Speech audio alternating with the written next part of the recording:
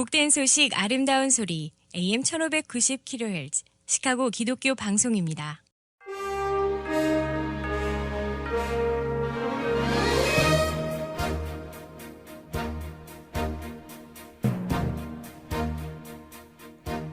청취자 여러분 안녕하십니까? 12월 12일 월요일 KCBS 헤드라인 뉴스입니다. 지난 8일 미국 하원이 동성결혼 성문화법을 최종 통과시킨 가운데 미국인의 절반은 이 법안이 종교 자유에 끼칠 영향을 우려하는 것으로 조사됐습니다. 한편 대부분의 미국인이 자기 신념에 반하는 시술을 거부하는 의료 전문가 및 기관의 종교적 자유를 지지하는 것으로 나타났다고 크리스천 포스트가 보도했습니다. 시카고 서버브 롬바드 지역에서 지난 8일 무장강도와 경찰이 대치 끝에 무장강도가 경찰의 총에 맞아 사망하는 사건이 발생했습니다. 영국과 캐나다가 반정부 시위 참가자를 사형시킨 이란을 제재하고 유럽연합이 추가 징벌 조치를 예고하는 등 국제사회의 비난이 이어지고 있습니다. 2023년 새해 초 세금 보고를 하게 되면 돌려받을 텍스 리펀드 금액이 가구당 평균 $500 안팎씩 줄어들 것이라고 IRS가 설명했습니다.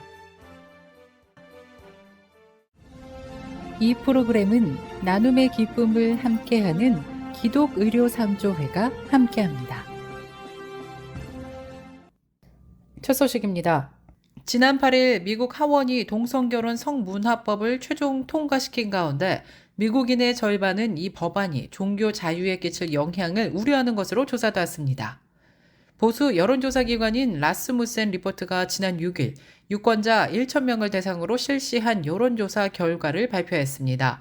그 결과 유권자의 62%가 두 개인의 모든 결혼을 연방법에 따라 보호하는 결혼 존중법에 찬성하는 것으로 조사됐습니다. 결과에서 응답자의 40%는 동성결혼 법안에 대해 강력히 찬성하는 반면 33%는 반대했으며 21%는 적극 반대하는 것으로 나타났습니다. 그중 조 바이든 대통령의 직무수행을 강력히 지지하는 집단의 82%가 동성결혼의 합법화에 찬성한다고 답했습니다. 한편 대부분의 미국인이 자기 신념에 반하는 시술을 거부하는 의료 전문가 및 기관의 종교적 자유를 지지하는 것으로 나타났다고 크리스천 포스트가 보도했습니다. 기독교 법률단체 백캣 종교자유기금은 지난 6일 워싱턴 DC에 위치한 본부에서 기자회견을 열고 2022년 종교자유지수를 발표했습니다. 하트앤마인드 전략과 공동으로 실시한 4차 연례조사는 지난 9월 28일부터 10월 5일까지 성인 1,004명을 대상으로 한 설문조사 결과를 토대로 했습니다. 이번 조사는 의료계 내에서 조력 자살, 낙태, 성전환 시술에 대한 종교적 거부에 관해 의견을 물었습니다. 조사에서 미국 성인의 73%는 개별 의사가 조력 자살, 선택적 낙태, 성전환 시술을 하는 것이 종교적 신념이나 해를 끼치지 않는다는 약속에 어긋날 경우 이를 거부할 수 있어야 한다는 데 동의했습니다. 윤리적 문제가 있거나 종교단체가 운영하는 병원 및 의료 시스템이 선택적 낙태 시술을 거부할 수 있어야 하는가라는 질문에 응답자의 62%는 그렇다라고 답했습니다. 또 응답자의 과반수인 59%는 의대생은 실습 훈련 중 의사 조력 자살과 선택적 낙태, 성전환 절차에 관한 교육을 거부할 수 있어야 한다고 응답했습니다. 영국과 캐나다가 반정부 시위 참가자를 사형시킨 이란을 제재하고 유럽연합이 추가 징벌 조치를 예고하는 등 국제사회의 비난이 이어지고 있습니다. 캐나다 정부도 이란 최고 지도자 아야톨라 알리 하메네이의 고위 측근과 사법 교정관리, 경찰 등 22명에 대한 제재를 발표했습니다.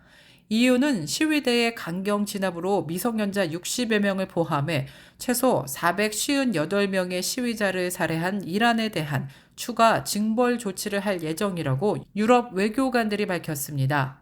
이란은 반정부 시위자 모센 셰카리에 대한 형을 집행했습니다. 셰카리는 지난 9월 25일 테헤란 내 한 도로를 점거하고 보안군에게 흉기를 휘둘러 다치게 한 혐의로 체포돼 지난달 13일 사형을 선고받은 바 있습니다. 북한 인권 문제에 관해 목소리를 높여온 거물급 하원 의원이 지난 9일 뉴저지주의 한인교회를 찾아 탈북 여성에 대한 인권 침해와 북한, 중국의 종교 탄압을 정면으로 비판했습니다.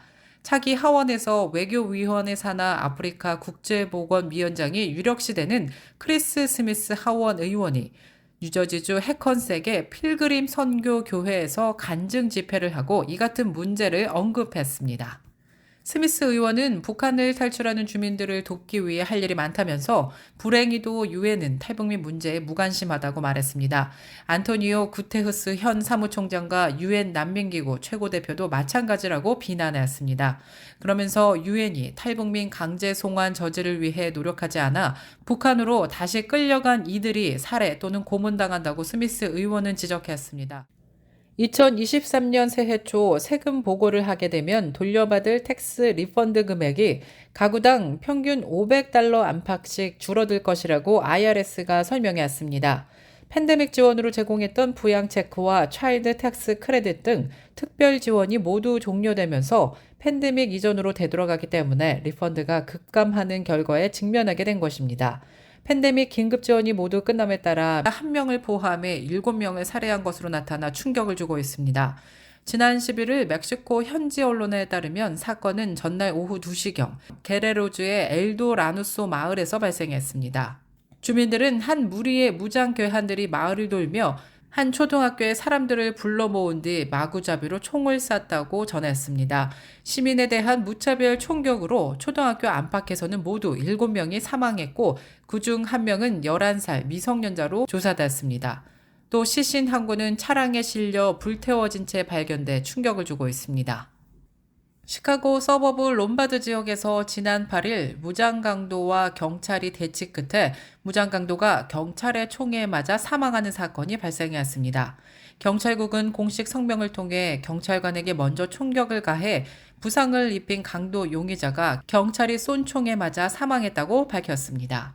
경찰은 지난 8일 오후 한 소매점으로부터 무장강도 신고를 받고 출동했으며 현장에서 2명의 남성 용의자들이 두 경찰관들과 마주치자 용의자 중 1명이 경찰관을 향해 총을 쐈다고 전했습니다. 총격전 과정에서 경찰관 1명이 총에 맞아 부상을 입었고 또 총격을 가한 용의자는 경찰관이 쏜 총에 맞아 현장에서 사망한 것으로 조사됐습니다. 끝으로 날씨입니다. 월요일인 오늘은 하루 종일 구름 낀 가운데 흐린 날씨 계속되겠습니다. 낮 최고 기온 40도, 밤 최저 기온 32도 예상됩니다. 이상으로 KCBS 뉴스를 마칩니다. 지금까지 KCBS 뉴스 유정임이었습니다. 청취해주신 여러분 고맙습니다.